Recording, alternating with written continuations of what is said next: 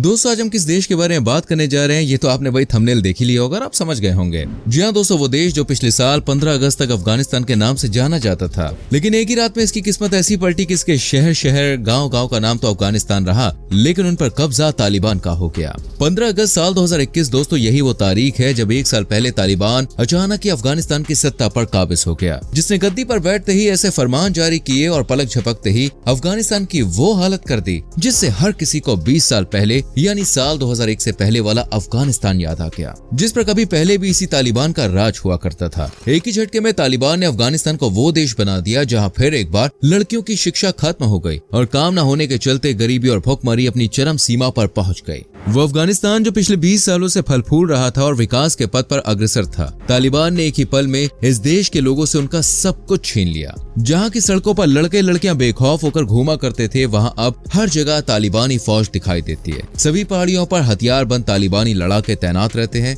हर कदम एक check point है और जरा सा भी शक होता है तो बंदों को उठाकर काल कोठरी के पीछे डाल दिया जाता है। सोचिए तालिबान के इस डरावने बर्ताव ने अफगानी लोगों की जिंदगियों पर क्या असर डाला होगा। जो कल तक अपनी मर्जी से रहा करते थे वो आज डर के साए में जी रहे हैं। एक प्रसिद्ध भारतीय ट्रैवलर की माने तो केवल वीडियो बनाने के चलते जब एक तालिबानी लड़ाके को उस पर शक हुआ तो तुरंत ही उसने भारतीय ट्रैवलर को पकड़ा, उसके हाथ पर बांधकर मुंह को काले कपड़े से ढककर एक ऐसे तहखाने में ले गया जो करीब 3 माले की बेसमेंट में था। वहां ले जाकर उससे काफी देर तक पूछताछ हुई और जब तालिबानियों को ये यकीन हो गया कि ये एक भारतीय है, कोई अमेरिका या पाकिस्तान द्वारा भेजा गया जासूस नहीं, तब जाकर तालिबानी सेना ने उस भारतीय ट्रैवलर की जान बख्शी और उसे नियम कानून के साथ अफगानिस्तान में घूमने की सलाह दी। दोस्तों ये किस्सा आपको सुनने में सीधा साधा लग रहा होगा। ट्रैवलर ने अपनी आप बीती में खुद बताया कि तालिबानियों के साथ उसका यह एनकाउंटर कितना डेंजरस था। उसे हर पल जान जाने का डर सता रहा था और वो इसलिए क्योंकि दर्जनों AK-47 उसकी ओर तनी हुई थी, जो एक ही इशारे पर उसके शरीर से जान निकालने के लिए काफी थी। यही नहीं, खुद संयुक्त राष्ट्र ने अपनी हालिया रिपोर्ट में यह माना है कि तालिबान शासित अफगानिस्तान में ह्यूमन राइट्स का वायलेशन अपनी चरम सीमा पर है, खासकर महिलाओं के अधिकार जो ना के बराबर हो चुके हैं। रिपोर्ट के अनुसार यहाँ लड़कियों को कक्षा 6 से आगे की शिक्षा हासिल करने की इजाजत नहीं है।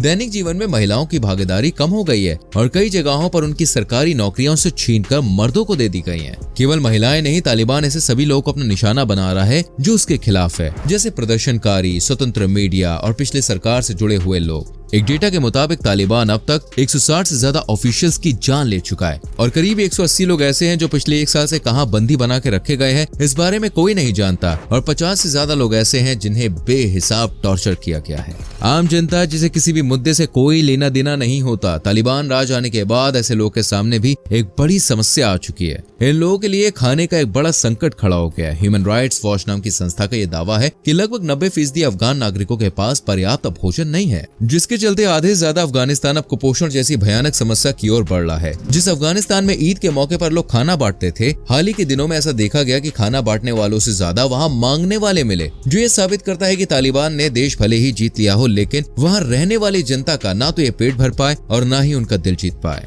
लेकिन दोस्तों क्या आप इस बात पर यकीन करेंगे कि आज अफगानिस्तान भले ही पूरी तरह से बदल चुका है, लेकिन एक चीज जो अब तक यहाँ नहीं बदली है वो है यहाँ की जनता और उनका हौसला। यहाँ के 3 करोड़ लोग जो आज भी अपने मिलनसार स्वभाव के साथ सभी का स्वागत करते हैं। खुद भले ही खाने को ना हो, लेकिन ये लोग आज भी अपने मेहमानों का बहुत ख्याल रखते हैं। वो लोग जो अपना सब कुछ गवा चुके हैं फिर से एक बार पटरी पर लौटने की कोशिश में लगे हैं, जिन्हें शायद अब फर्क ही नहीं पड़ता कि उन पर तालिबान राज कर रहा है या फिर कोई और। ये धीरे धीरे ही सही फिर एक बार अपने जीवन में पुनर्वास की ओर बढ़ रहे हैं। और कमाल की बात तो ये है कि डर के ऐसे साए में यहाँ की जनता एक आम जीवन जीने का पूरा प्रयास कर रही है। दोस्तों अफगानिस्तान एक बेहद ही खूबसूरत देश है जो आज भले ही तालिबान नाम की वजह से चर्चा में रहता है, लेकिन यही वो देश है जो अपनी बहुत सी अन्य बातों की वजह से भी दुनिया भर में जाना चाहता है, जैसे कि अफीम। जी हाँ दोस्तों, दुनिया में सबसे ज्यादा अफीम की खेती इसी देश में होती है जो दुनिया के हर हिस्से में अफीम सप्लाई करता है। केवल अफीम ही नहीं, कपास, टोबैको, मैटर, कैस्टर बीन्स और शुगर बीट्स की खेती भी इस देश में बड़े पैमाने पर होती है। यही नहीं, दुनिया भर को भेड़ यानी कि शीप भी सबसे ज्यादा यही देश सप्लाई करता है। अफगानिस्तान में दोस्तों बनने वाली इन कारपेट को भला कोई कैसे भूल सकता है। दोस्तों दुनिया में सबसे ज्यादा कारपेट की सप्लाई भी इसी देश से होती है। दुनिया का सबसे बड़ा बुद्धा स्टैचू भी इसी देश में स्थित है। हालांकि बामियान स्थित बुद्धिस्ट स्टैचू, जिसे कुछ तालिबानी समर्थकों ने साल साल 2001 में तोड़ने की कोशिश की थी, लेकिन दोस्तों फिर इसे यूनेस्को द्वारा संरक्षित कर लिया गया। फ्रेंड्स, आपको ड्राई फ्रूट्स तो पसंद होंगे, लेकिन क्या आप जानते हैं दुनिया के सबसे ज्यादा क्वालिटी ड्राई फ्रूट्स अफगानिस्तान के ही माने जाते हैं। वैसे तो इंडस्ट्रीज के नाम पर अफगानिस्तान में कुछ खास नहीं है, लेकिन ड्राई फ्रूट की खेती से लेकर इसकी प्रोसेसिंग और पैकेजिंग जैसी सभी इंडस्ट्रीज इस देश के पास खुद की है, जो ये साबित करता है कि अफगानिस्तान अपने मेवों पर कितना निर्भर है और इनको लेकर कितना सीरियस है। वैसे दोस्तों, मैं आपको बता दूं कि आधे से ज्यादा अफगान आबादी गांव में ही रहती है और इनका जीवन यापन खेती से ही पूरा भी होता है। यहाँ रहने वाले अधिकतर लोग खेती से ही जुड़े हुए हैं। आज भले इस देश के विकास का पहिया जाम हो चुका है, लेकिन पिछले 20 वर्षों में अफगानिस्तान ने खूब तरक्की की है और इसका सबसे बड़ा एग्जाम्पल है यहाँ मौजूद मोबाइल सेवा। अफगानिस्तान में 4.5 तक का मोबाइल नेटवर्क मौजूद है, जिसका कवरेज देश के 90% हिस्सों में है। यहाँ मौजूद दोस्तों छाबहार पोर्ट तो आपको अच्छे से पता ही होगा, हमारे भारत देश ने यह बनाया है, वो भी ऐसे समय में जब अफगानिस्तान को इसकी सबसे ज्यादा जरूरत थी। भारत की इस दरिया दिली के चलते अफगानिस्तान और भारत के रिश्ते और भी ज्यादा मजबूत हो गए। दोस्तों, यहाँ पे मौजूद कंधार एयरपोर्ट के बारे में आपने सुना ही होगा। अफगानिस्तान के इंफ्रास्ट्रक्चर की एक और निशानी, जिसे दुनिया के सबसे व्यस्त एयरपोर्ट्स में से एक गिना जाता है। यहाँ हर समय 24 घंटे फ्लाइट्स का आवागमन होता ही रहता है। भले ही आज इस देश में तालिबान का राज है, जिसके डर के चलते आज यहाँ टूरिस्ट की संख्या ना के बराबर हो गई है, लेकिन दोस्तों यहाँ मौजूद टूरिस्ट प्लेसेस की कोई कमी नहीं है। इसमें पहले नंबर पे आता है दोस्तों काबुल। जी हाँ, अफगानिस्तान की राजधानी काबुल, जिसकी खूबसूरती देखकर कोई भी इसका दीवाना हो जाएगा। जहाँ मौजूद है दोस्तों बाबर्स गार्डन और अफगान नेशनल म्यूजियम। ये दो नेशनल पार्क्स बहुत ही ब्यूटीफुल हैं। घूमने के साथ साथ अगर किसी को शॉपिंग करने का भी शौक है तो इस देश में मौजूद बगरम, जलालाबाद और फैजाबाद यहाँ की सबसे मशहूर मार्केट्स हैं, जहाँ सभी जरूरी चीजें सस्ते दामों पर आपको मिल जाती है। यहाँ मौजूद हेराट, जिसे इस देश का दिल भी कहा जाता है, वो घूमने लायक है, जहाँ सबसे ज्यादा टूरिस्ट आते हैं, खासकर मुस्लिम्स, क्योंकि इस जगह को हेराट मस्जिद के नाम से जाना जाता है, जिसका निर्माण साल 1200 में हुआ था। इसके अलावा मजार शरीफ, कंधार, बल्क, समंगन और बमियान वो जगह है जो घूमने लायक अफगानिस्तान के सबसे मशहूर टूरिस्ट प्लेसेस हैं।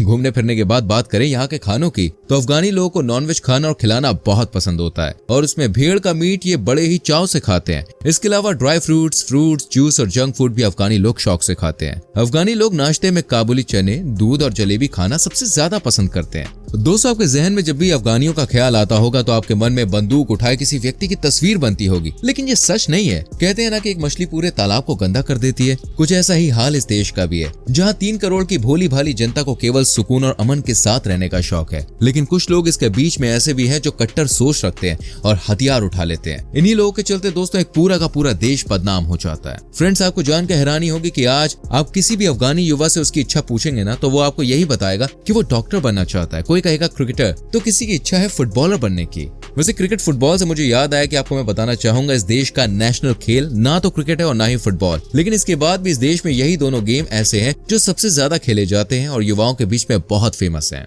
अफगानिस्तान की अपनी क्रिकेट और फुटबॉल दोनों टीमें हैं और ये दोनों ही टीमें इंटरनेशनल लेवल पर खूब धमाल भी मचा रही हैं। जब ये खेलते हैं तो भैया ऐसा लगता है कि ये आजाद हैं और जब भी ये जीतते हैं तो इनका जश्न देखने लायक होता है। ऐसा लगता है मानो दशकों से दर्द झेलने के बाद, बड़ी मुद्दतों के बाद इन्हें खुश होने या फिर जश्न मनाने का मौका मिला है, जिसे ये लोग गंवाना नहीं चाहते हैं। 200 अफगानियों की एक और अच्छी बात ये भी है कि मिलजुल कर ये साथ रहते हैं और साथ खुशियां मनाते हैं। इनके देश में हमेशा अमन और चैन बना रहे, केवल ये इतना ही चाहते हैं।